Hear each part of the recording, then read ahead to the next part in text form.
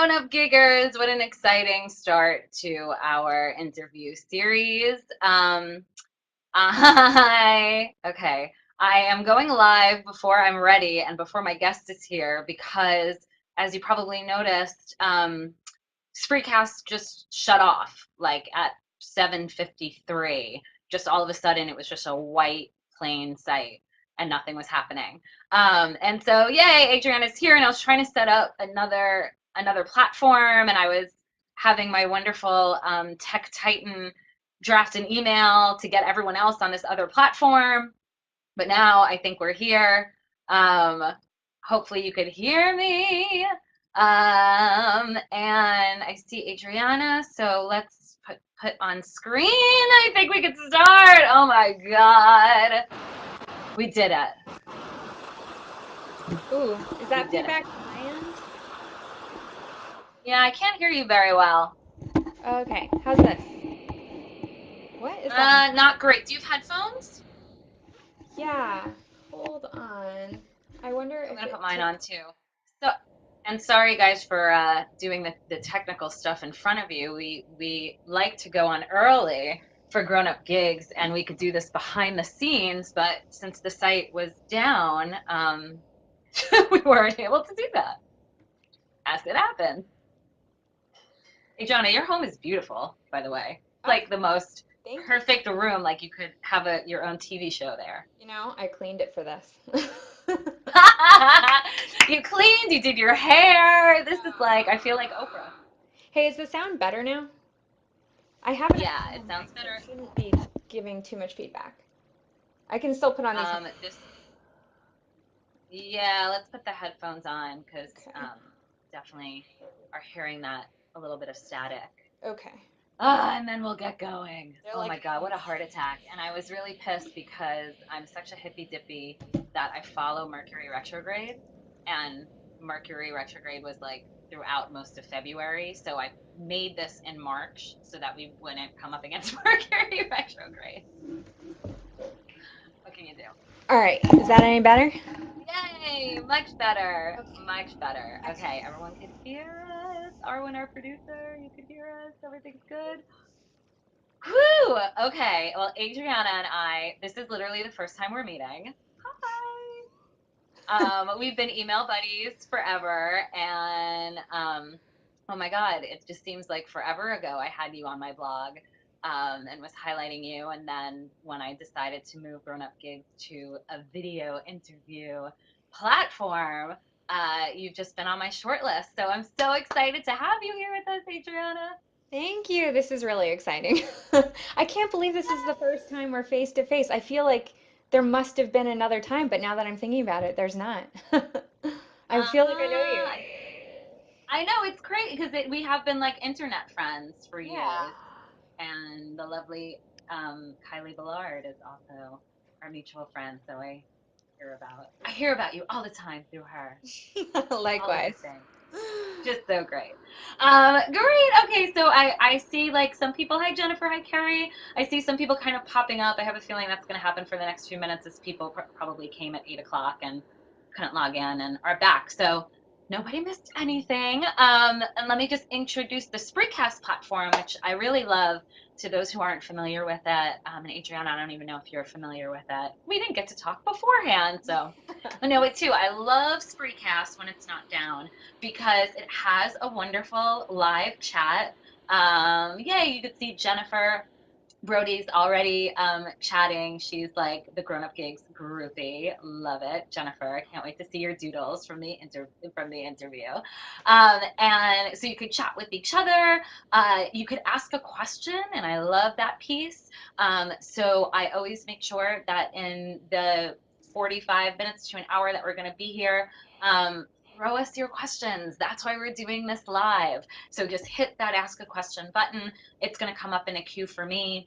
And I'm not one of those people that's like, let's wait until the very end and we're going to answer one question. No, it's not how I do it. We're going to sporadically, as the questions come up, we're going to break every 15, 20 minutes. We're going to go to the questions that are there. And, this time is as much about your questions about Adriana's very cool job as it is my questions. So do it together, which is great. Oh, so Arwen, could you do me a favor and put Adriana's URL on the in the chat as you do so well? Everyone, it's just adrianawillsie.com, right? Yeah, that's it.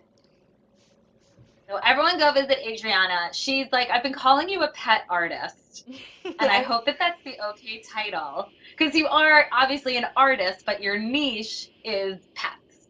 yeah, So definitely. No, I love it. so great. I just think it's really cool. So tell us, like, I have to start every grown up gigs interview with a question. What did you want to be when you grew up? So I actually had to give this one some thought because I can't. Yeah, I warned you about this question. Yeah. I can't remember ever like planning on being something. I don't think it ever really occurred to me that I was going to become an adult. I mean, I was a super weird child. I mean, I spent a lot of time sewing tiny outfits for the elves I was convinced lived in my backyard and, building little castles out of twigs. And I really Oh don't my think God, I love it. I know I was raised by hippies in the woods outside of Seattle, so I mean, I think it makes sense in retrospect. But I do remember, I mean, I was always really, really into art, and probably somewhere around seventh grade, I think, when I started to become more practical, I decided I wanted to go into advertising. And it's Ah. strange looking back on it because it's almost like by seventh grade, I had already internalized those messages that art was not a real career. And so I was looking for something where I could use my art, but, it obviously wouldn't be the main focus because who does that? No one makes any money from Yeah. that. So, yeah, I think that was Mm. about seventh grade, and then I just got really serious about school and didn't think about my career again until I graduated from college. It breaks my heart. Doesn't it break your heart? It breaks my heart. Like, what would happen if teachers were able and parents and just that whole generation actually encourage kids? Like, no, no, actually, you can. There are lots of people who make Yeah. money from their art. You can do it. So it seems like you internalize that. And that's interesting because I feel like advertising is where a lot of those creative people end up or are told to go. If you're a good artist, if you're a good writer, they say, oh, well, that's where the money is and that's where the stability is. That's where the jobs are then in advertising as an art director or copywriter or a creative director or something along those lines. Is that what you were thinking of way back then? Yeah, and I mean, I was so practical. I was like, well, I'll probably become an account executive because that's, Oh, so not even something the art valuable. side, not even the art side, like the project management side. Yeah, I really didn't know. Like I said, I didn't think about it a lot. I figured Uh-huh. I'd figure it out later, but yeah, like something peripherally in the arts sounded good to me. Okay. So when you left school and you went to college, right? Mhm. Yeah. Then what did you decide to study and work on at that point? So I was a humongous nerd, and I went to Princeton in New Jersey, and I studied cognitive psychology, and I actually did a lot of studies on how we perceive other faces. So sort of in a roundabout way, Oh, I was still doing something a little bit artistic. And I loved it. I loved psychology, but as I was graduating and sort of making life plans, I realized I didn't want to do academia. It just wasn't the right culture for me. So uh-huh. I went to like a bazillion job fairs and I finally nabbed a job doing nonprofit development at an organization in Boston. They are like the best organization ever. It's called Jumpstart. They're just absolutely lovely. But of course, I had to go and fall in love with a boy who was living in Chicago. Boo. But yay. Yay, boo boo. Right. I married him, so. Okay, good. Then it was worth it. Yeah. So I left that job and I moved to Chicago, and that sort of started like this really uncomfortable few years of my life where I was just like had no idea what I wanted to do. And still, even though I had no idea what I wanted to do, I never considered the arts. So Mm. I worked.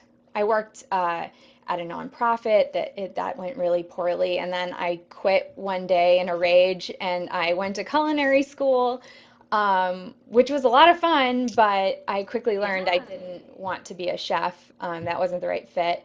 So I started taking prerequisites to become a nutritionist. Then I decided that wasn't quite right, and so I worked as a restaurant manager. Then I went to advertising.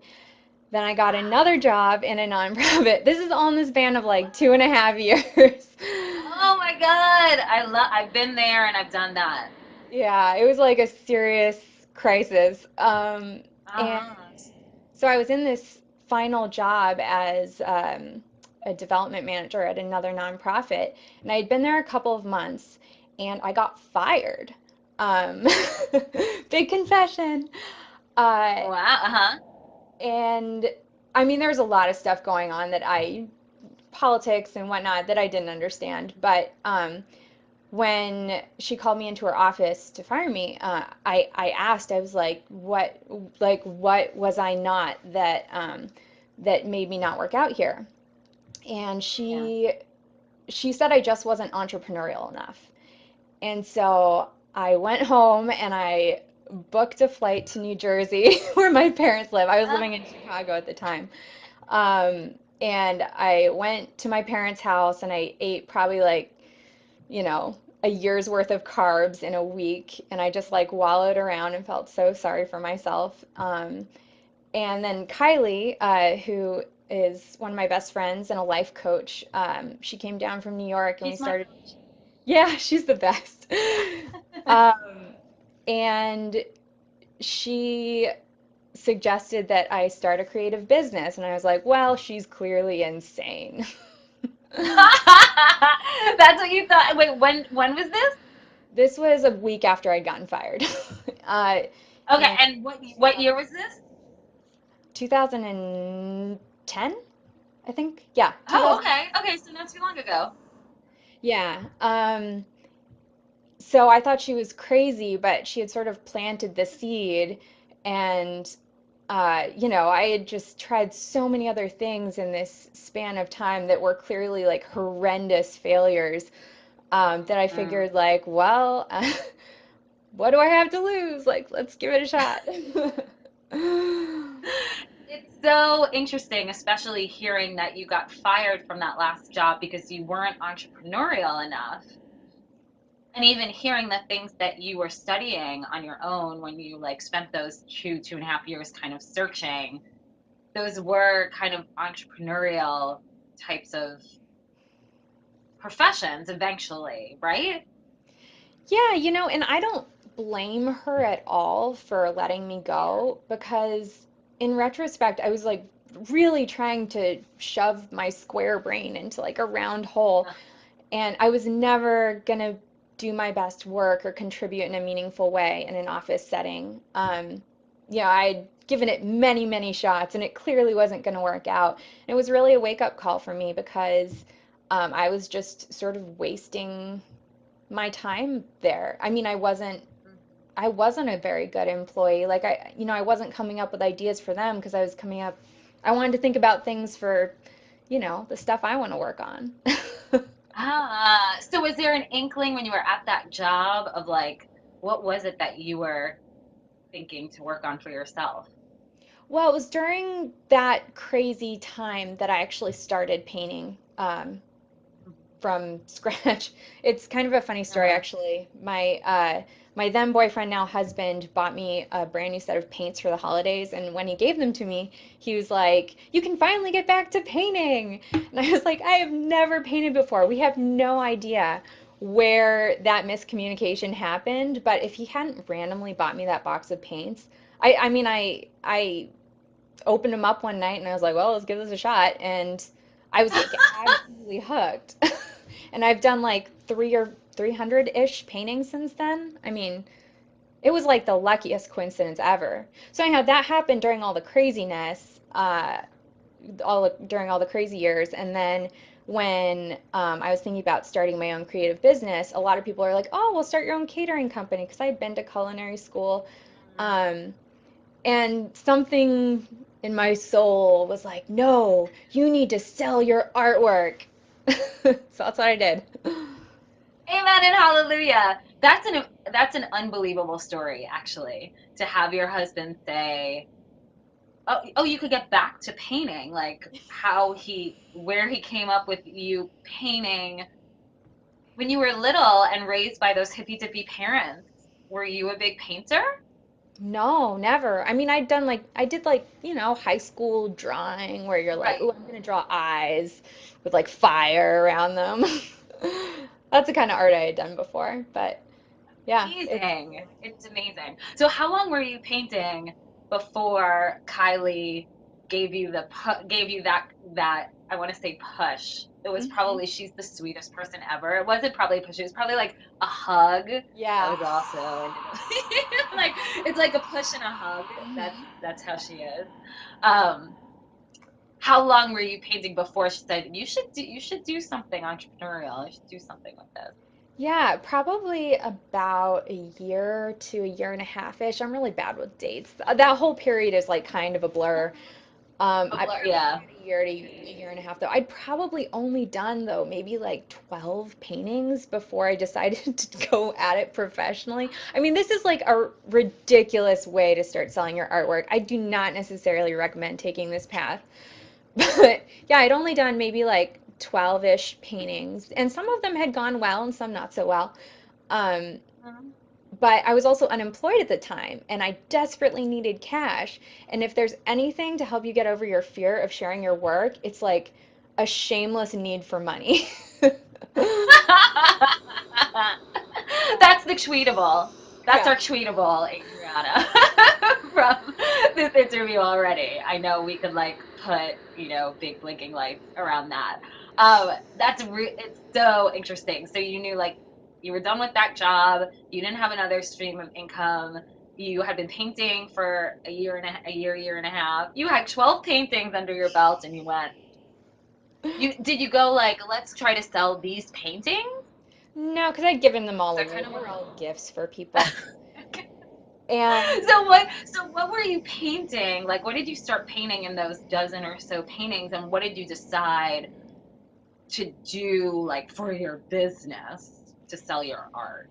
well, of the paintings I had done, two of them had been dogs, and I felt like those had Uh-huh. gone pretty well. And especially like Uh-huh. giving them to someone had gotten this big reaction, which I loved. Mm. And so I was like, well, I don't have any work to sell, so clearly I need to be a commission artist. And I seem to be okay at these pets, so let's do that. And I built a website. Put a Was PayPal it button. just that easy? You make it sound easy. Well, I You put like this web design stuff. I think it's fun. So it's, the nerd inside me. Yeah. But Right, exactly. So you put up the site and said, I'm a commissioned dog portrait painter. yeah, I can't even remember what that first site looked like. I cannot remember for the life of me. But yeah, I put it up, and like 2 weeks later, my husband's aunt called me to buy a painting, and I was Yeah. like, I've made it! And I don't think if that hadn't happened, I think I would have. Ooh, can you hear me? Yeah, Okay. yeah, you're good. I think if that hadn't happened, I would have quickly been like, this is a ridiculous dream. Like, no, that's not gonna happen. But no, his Uh-huh. aunt called me and she bought a painting and I was like, might actually buy this stuff. So just kept going. Yeah. So how did you build that confidence? Totally hear you when you say when you have a shameless need for money. It's a really quick way to just like let everything else just kind of be shoved in the closet. Like you take those what I like to call vampire voices that are sucking all the good things out of you and just be like, no, shut up. I need money. I'm going to do this. But was there anything else that kind of came up that allowed you to say, I made these 12 paintings. The dog ones went really well. Let's charge people for it. It's such a hard roadblock for a lot of people, I think. Yeah, I mean, it is. And I've gotten bad feedback from my paintings too. Like, it, Huh. I knew at the time they were not the best work I was ever going to do. But I do think that a certain amount of shamelessness is really handy when starting a business. And also, I can't say enough good things about getting a coach if you're going through something like this, because my friend Kylie agreed to coach me for 12 weeks while I was going through this process. And that means like every single week someone was saying, okay, tell me all the accomplishments that you had this week. Like, Uh-huh. let's work through the roadblocks. I mean, like, my screen went black. There, it's back.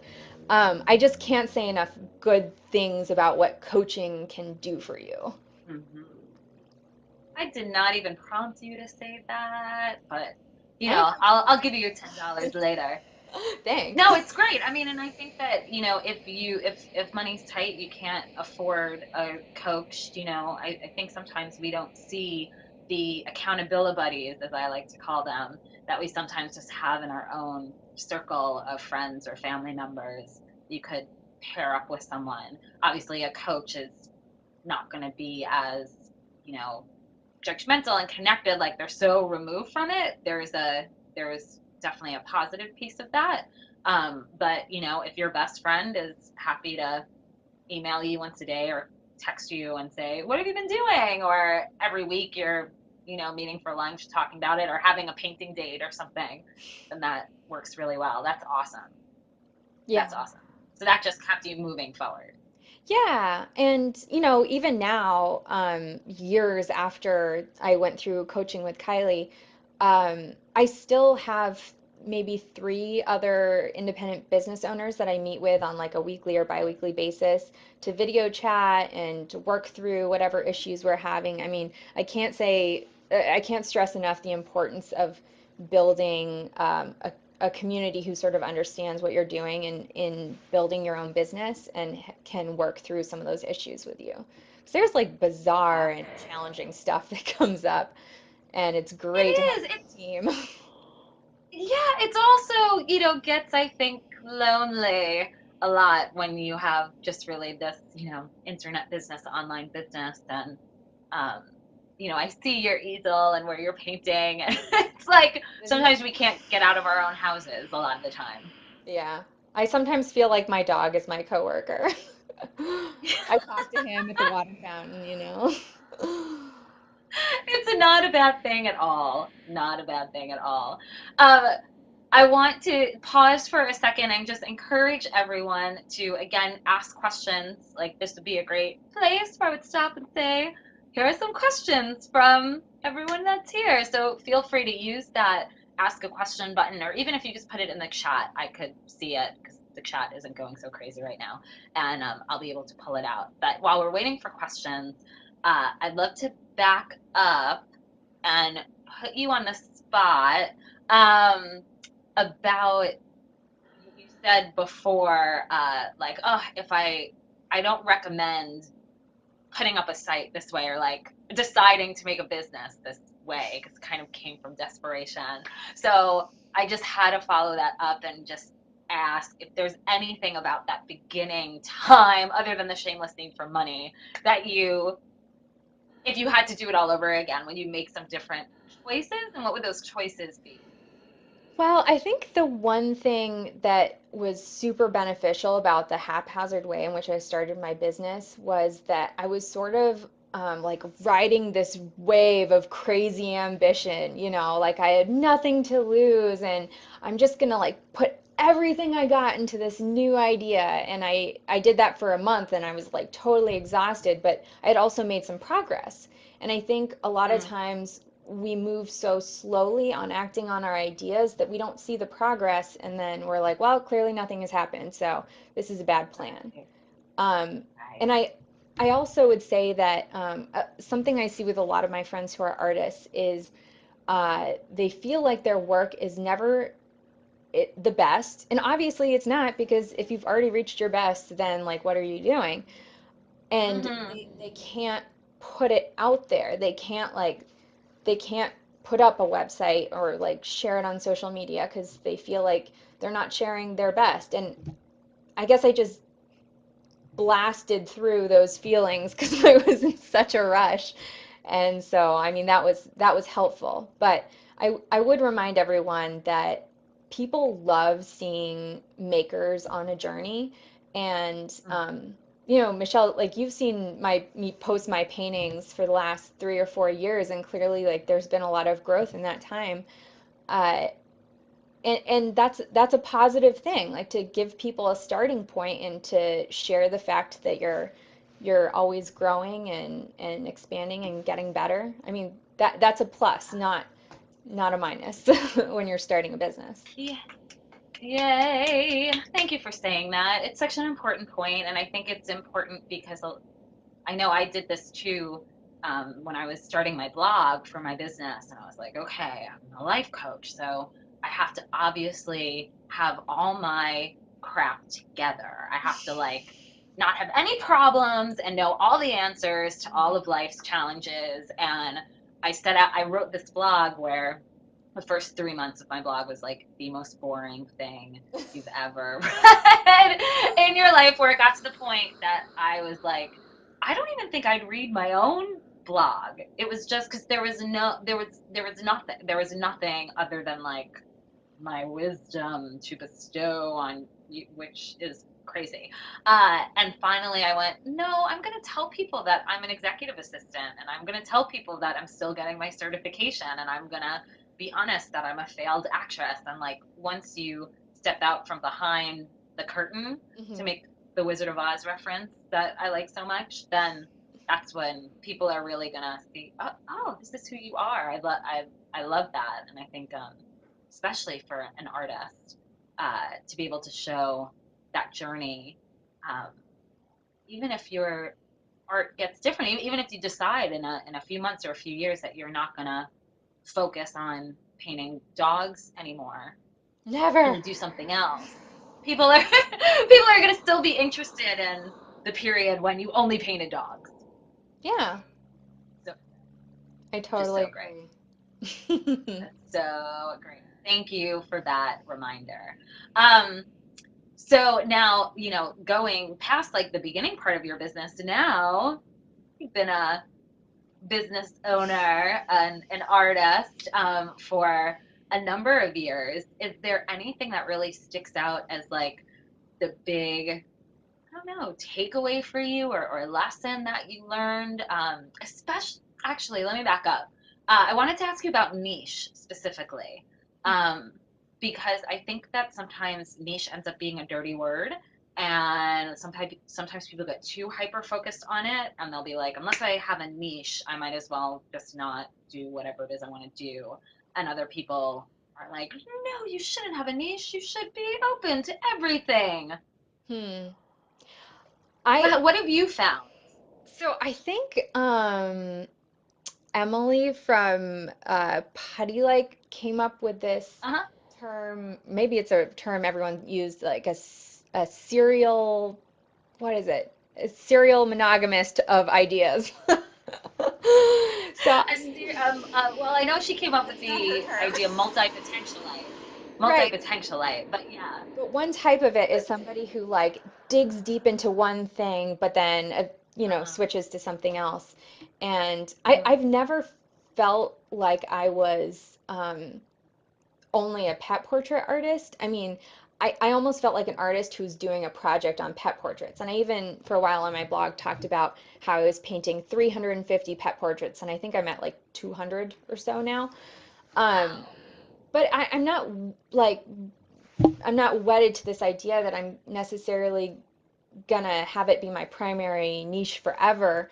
And I think that makes it easier to swallow for people who love a Uh-huh. bunch of different stuff. So I have my pet portrait project, and actually just this month I started a new business doing custom ketubas. And so like that's a new project I'm focusing Really? on. Yeah, I just launched it a couple weeks ago. Um, That's so cool. I'll send you the link. Yeah, please do. I wish you did it 5 years ago when I was getting married, but I'm sure they're gorgeous. Thanks. Yeah, so I do think it's important to focus, mostly because if you're committing yourself to one idea, it really lets you work through the challenges of it.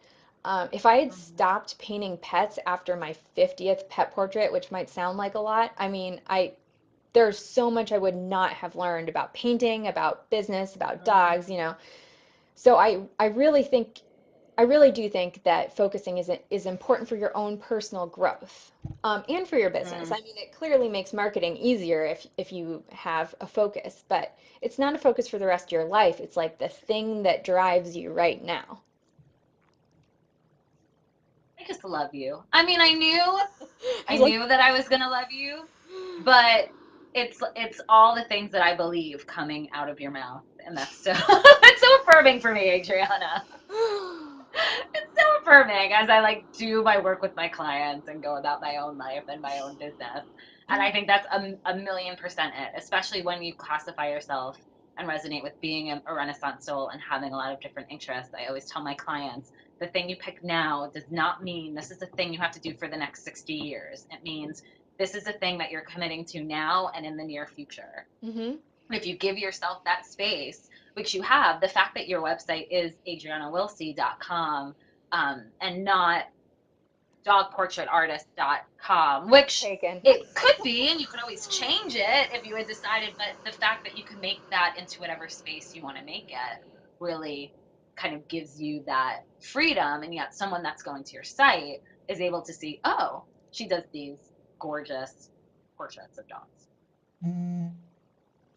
Yeah, but sort of to that point, when I started doing ketubas, I made a business decision to have that be totally separate from my pet portraits. So I started a new website, new brand. I even used my married name for that business. I mean, they're Ah, totally separate. Because I do think that there's a business benefit to focusing on the one thing. But like I said, I mean, it doesn't mean you have to do it forever. Like I'm clearly doing multiple things, but um, for branding reasons, I thought I'd just keep them separate. interesting. That's really interesting. And thank you for bringing that up and clarifying that too. And not to say, I mean, if you wanted to buy dogportraitartist.com, you could and put all of your portrait work Mhm. there and just know that that's another place to either keep up with, or if you decide your 350th portrait, you're letting it go. It could still be there, you could still be hired, you could still do it, but you're giving yourself that room to pivot, I feel like, Mhm. which is great. We have a question from the audience. Thank you, Jennifer. I'm putting this on screen. I love Spreecast. Thank you for working, Spreecast. As a successful entrepreneur, do you ever have a fear of failure? Whew, Oh, that yeah. should not have been so hard for me to say. Absolutely. Like, I mean, I don't know if this is a good example of how to run your business, but because my business is me, I'm extremely emotionally tied to how things go. So if I make two sales in one day, I will literally run into the other room and I'll like do a dance while my husband's trying to study. And I'll talk about how fabulous I am. And then if 3 days goes by and I haven't sold anything, I'll tell him that I'm probably going to close up shop the next week because my career as an artist is clearly over. And I think, 3 days. 3 days could yes. do that to you. Yeah, I think it's important. I mean, I'm joking a little bit, but the feelings are still there. Failure is scary because, you know, uh, failing at being an artist, I'm not even sure what that would look like, by the way, but if I were to fail as an artist, it would be like a big part of myself failing, and that's obviously um, something I don't want. But what I have noticed is that in the months that, like, I've had months where I sold nothing, like not a thing sold that month. And that's usually a month that like another very interesting opportunity came my way. Um, for instance, one month I didn't sell anything and I was like, you know what? I'm going to do my first craft show. And that was like a really scary thing for me to like get out in front of people. And I did it and it happened and it was great and the spell was broken and that kind of thing. I don't know if that answered your question. I feel like I rambled a little bit there. No, I feel like that's great. And Jennifer, anyone else that's here live, feel free to post a follow up or any questions that you have along the way as they come to you. But I think that that's a great example because it shows the action that you're taking and how proactive you're being. That it's not like you just at the computer refreshing, your Etsy shop or whatever and waiting for the sale to come That in. It's too. I think we've all done that, right? We've all done that. Like, where are the people? Where are the people? But that's not causing you to throw in the towel. It's causing you to maybe think a little differently and be able to say, oh, what am I maybe not seeing that's in front of my face? Mhm. And what else can I do to get in front of more people or potentially make a sale or, and being part of that craft show, even though you hadn't done it before, could be a really scary thing. Yeah. Speaking I like that. of failure again, Jennifer, when I was at that very first craft show, and this is the first time my face and my artwork have been in front of other people at the same time, Mm. and somebody came up to me at the craft show and asked me why my art wasn't very good. Like, I kind of feel like that was a moment in which I should, yeah, I know. I think she might have been drunk. It's unclear. Uh, I hope so. I hope she was drinking heavily. I can't even imagine anyone doing that in real life. I know, and this isn't like rural Illinois. Aren't people nice? And that was a moment in which I should have felt failure. But interestingly, when something like the worst case scenario actually happens, at least in my experience, I didn't feel like a failure at all. I felt just like getting laid off all over again with my boss telling me I wasn't entrepreneurial enough, thinking like, who are you to judge? Like, I can kick ass at this painting pets thing, and I'm gonna show you by raising a lot of money at tonight's craft show. So I think if a situation with failure and it actually does come up, you'll find that you respond quite differently than you would have anticipated. Ah, yes, I love it. And I think it's that worst case scenario, right? I talk to my clients about that all the time. Like, what is your worst case scenario? And what would you do? And how would it make you feel? And I think, 100% of the time you realize I'm not going to die. I'm not going to lose the people that I love. I'm not going to live, in a box on the corner. And life is going to go on. I'm going to pick myself up. And it seems like you've had this confidence along the way to be able to know that that woman was not speaking your truth to you. It was just so bizarre. Yeah, that's really weird. That's really weird for a grown person to say to another grown person. Yeah. Owning its own problem. And we have a question from the other Jennifer that's here tonight. Is there any action you think really helped your business succeed? And I like she capitalized really. Is there any action you think really helped your business succeed? Yeah, if I had to boil it down to one thing that has totally made the difference between selling artwork and not selling artwork, it's been inviting people in to share the journey with me.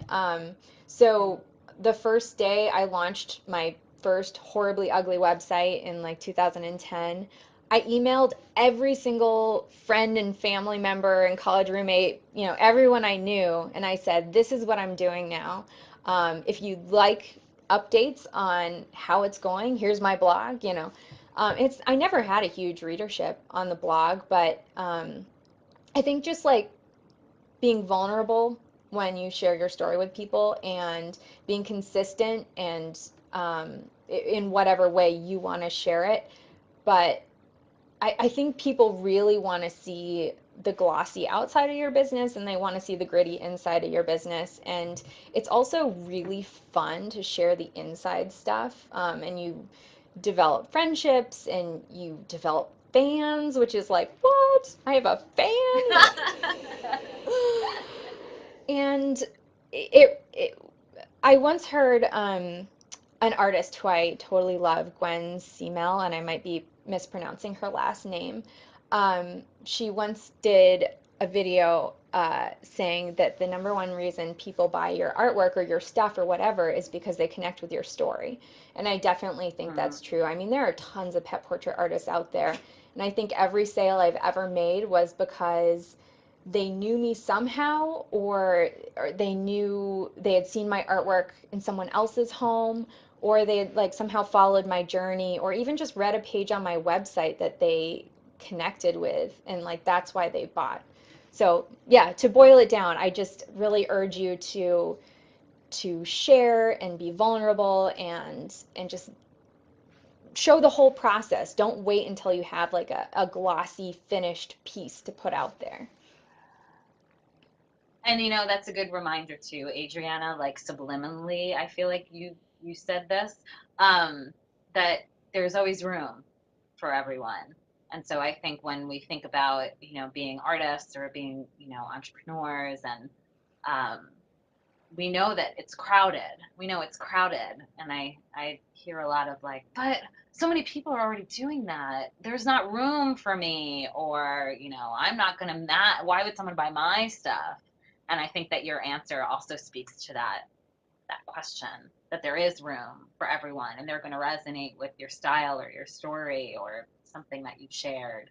But allowing yourself to be very honest and vulnerable and personal is great. Can I add one more thing to that?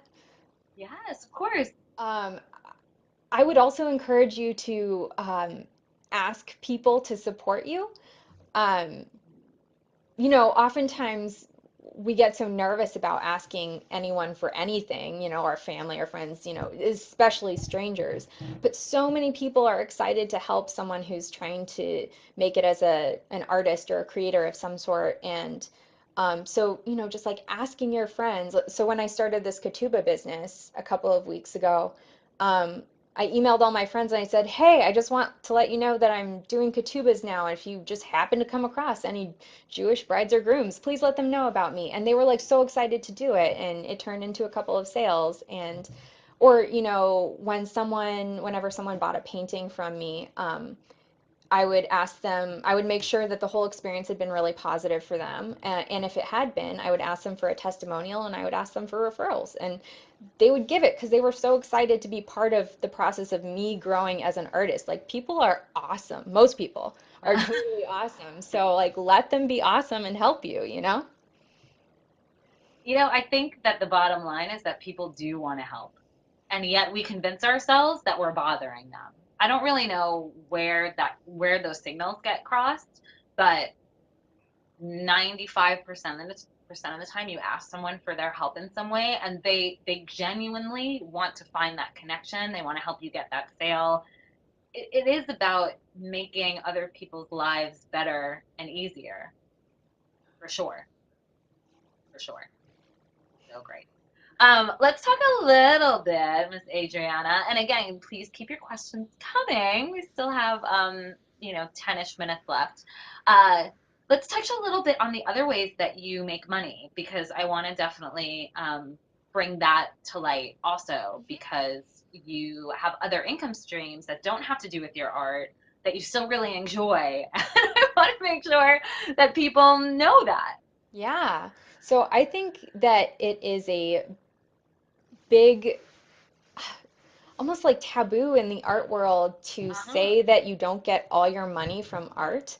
That somehow like being a half-time artist is not making it. I totally feel like I've made it, and You I, have, and you were here on Grown Up Gigs, Adriana, so you have made it. This is it. well, that's how I feel, honestly. And so I make about half my income, and spend about like 80% of my life doing art, but I spend the other portion of my life and get the other portion of my income doing freelance editing and product development um, for a company that my mom was like neighbors with somebody who worked for them. They asked me to become a food blogger when I was in culinary school. It's like a really long story, but I found a position that allows me to work part-time from home, and it provides enough income to sort of like even out the mountains and valleys of earning money as an artist. And I actually, I'm not sure I would give it up anytime soon, even if I suddenly was making a lot more money from art, because there's something very comforting about having a steady stream of income on the side, even if it's not very much. I mean, I think it takes the edge of fear off the process of making art and off of selling art, and it lets you be more creative, and it lets you take bigger risks because you just feel like you have this other thing that's going to carry you if everything else bombs, you know? So I really think that, especially when you're getting started, not to necessarily put a lot of pressure on yourself to like go full time right away, but to let yourself sort of build to that point. I don't think there's any shame I'm in that. just, I love it, and I'm laughing because your dog just kind of popped I know. up I just and saw was him just back like, there. like saying hi. Coworker, Copernicus. Adorable. Hi, coworker. So tell us a little bit about how it's so cute about how you manage that. Oh, yeah. Is there and I still like I never want to ask the what does your day-to-day question look like because I know that there's no such thing as like a normal day-to-day in Mhm. doing this work, but is there anything that you could articulate that helps you kind of wear those different hats and work on those different projects in a way that doesn't make your head explode? So I discovered early on that I am at my most efficient when I want to be doing what I'm doing, and I know that's a really stupid thing to say, but No, I think, I love it. Tweetable. yeah, well, I think, there's a big culture of making schedules and manage to-do lists and like optimizing tasks and all that kind of stuff, but when I sort of let go of that and I decided like, okay, this morning I feel like painting at 6:30 a.m. before I do anything else. Or, sometimes I do my product development work for like the first 7 hours of the day and then, paint for 2 hours or something like that. That I'm just so much more efficient because I'm always enjoying what I'm doing. And I know that's not always, obviously, like I have bad days, but Hmm.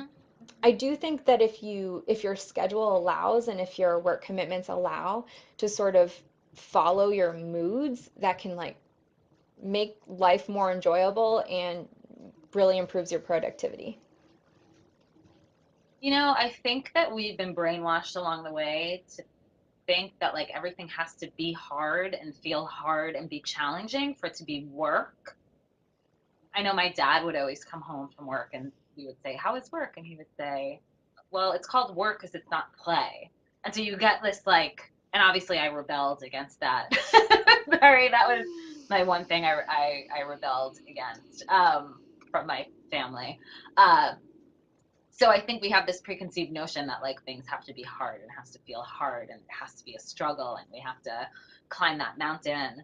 But I love hearing like, I go with my it sounds like you go with your flow, you go with where your energy is. And I think as an entrepreneur in any sort of field, you need to wear those different hats and know, okay, today's a really bad writing day. I'm going to stay Mhm. away from my blog and my newsletters today and just kind of know that okay, hopefully tomorrow is going to be a better writing day and still meet your deadlines, but write your blog post when you feel like writing your blog post. That's when it's going to work well for you. Absolutely, I totally agree.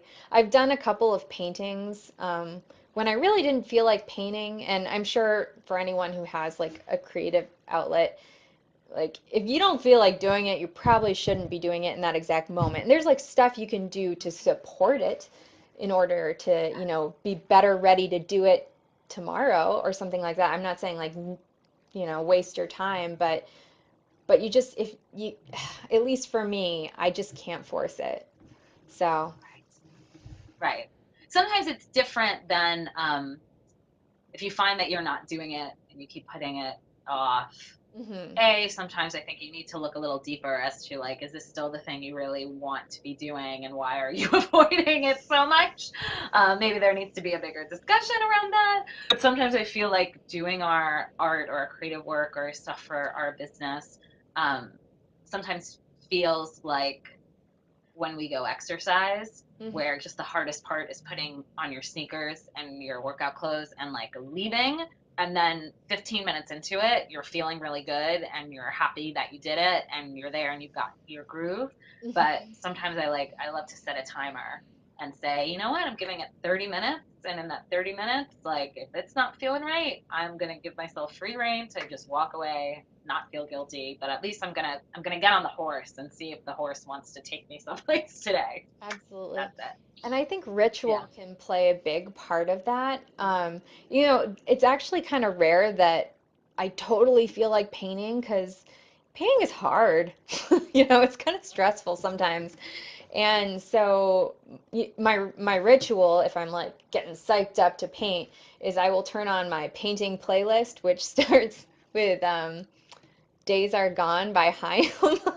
You know that song? It's so good. Oh, I don't know that one. Oh, I will send it to you. Haim is like the best Okay, good. album ever. So I put on that album and then I go and I fill up my water containers. And usually by that point I'm like, all right, let's do this. I'm ready. But if not, Love it. sometimes I just let the water sit there and I say, I'll try again in 30 minutes. Uh-huh. Yeah, go on Facebook, go read something, go Mhm. outside, take a walk, go walk with the dog, go talk to the dog, it's your colleague and your coworker. Um, that's so great. I love that it's the power of music too, I think, and the power of those like finding our own triggers. Like what's the trigger that's going to get you really pumped up? Yeah. So great.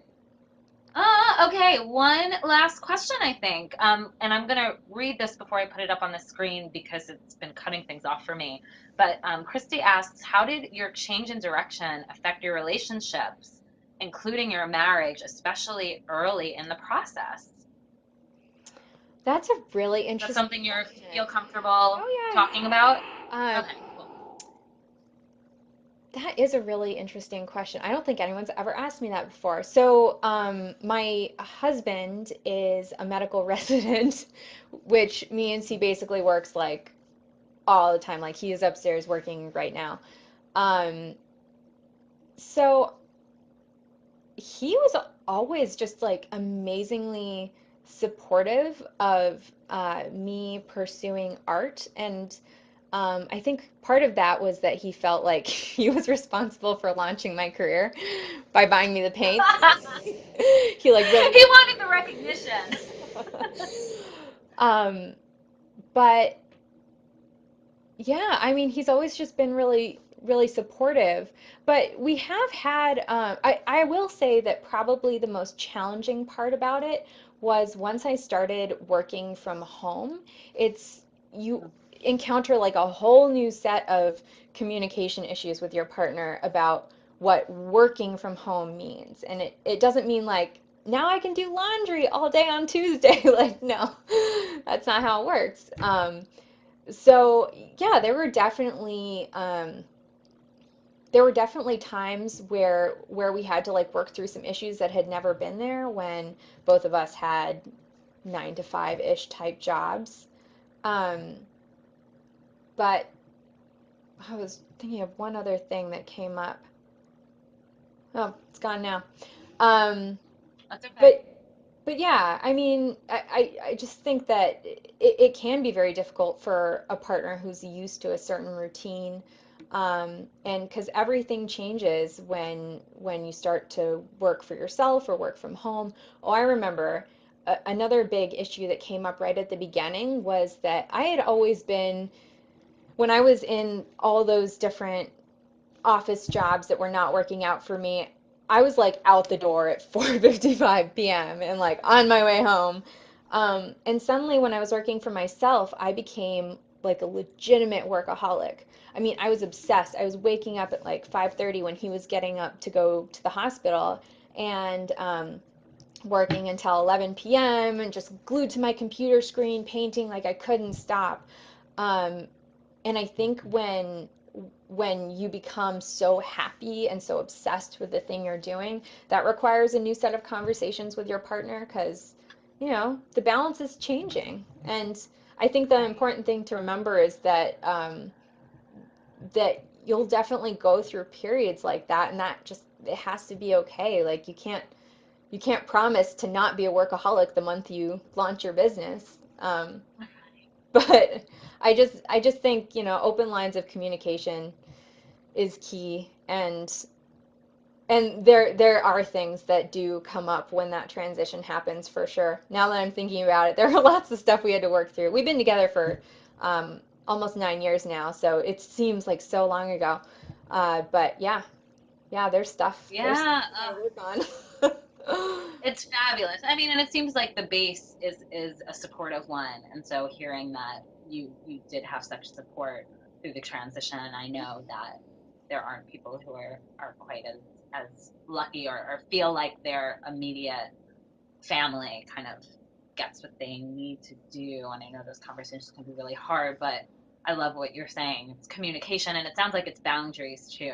hmm Um, really being able to tell the people you love working from home does not mean doing the laundry all day and cleaning up the house and when you're launching your business, I might have to work until 11 o'clock at night, and I might have to skip out on your friend's birthday party or whatever it is that needs to kind of be sacrificed. But I think it's just I important to continually remind people that this is work you're doing. I mean, it's not a hobby, yeah.